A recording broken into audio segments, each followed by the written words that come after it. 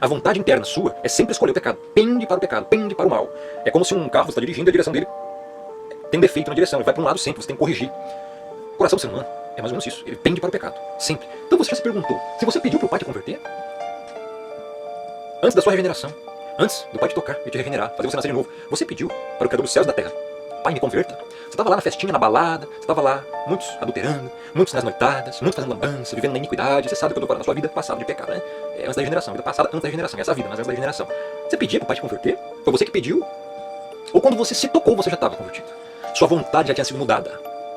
Então entenda, ninguém pede para o Pai para se converter. Quando você menos espera, você está falando: nossa, não acredito que está fazendo isso. E a vontade muda, a pessoa nasce de novo, então ela começa a dar bom fruto. Esse é o verdadeiro arrependimento. A verdadeira conversão é o novo nascimento. A pessoa não faz mais o que fazia antes. Temos essas pessoas que estão aí vivendo em adultério ainda, vivendo de mentira, de difamação, de calúnia contra os outros. Pessoas que continuam zombando da verdade, nunca nasceram de novo. Porque o novo nascimento é uma nova vida. Ele dá bom fruto e não mau fruto. Então é só você analisar quem que está falando essas porcaria toda, você já vai ver quem que é salvo e quem não é. Assim. Então vamos lá. Então veja, que eu comentei antes sobre a graça. Porque você tem que entender, primeiro ponto, você que está chegando nesse vídeo recente agora e não viu os outros, você tem que entender uma coisa. Existe um grupo de pessoas que acreditam que a graça, ou seja, a vontade do Pai em regenerar alguém, ela pode ser resistida. Ela é resistível.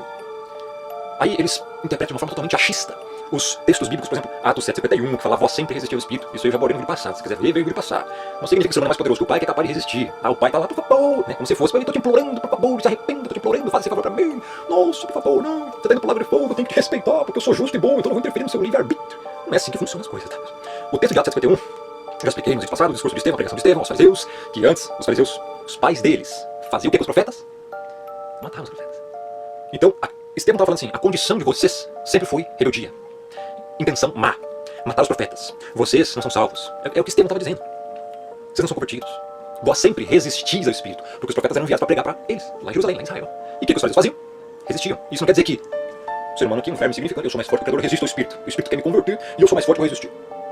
Acredite ou não, esse é o pensamento de muitas pessoas, e da maioria das pessoas, inclusive. São os conhecidos arminianos, pelagianos e semi-pelagianos.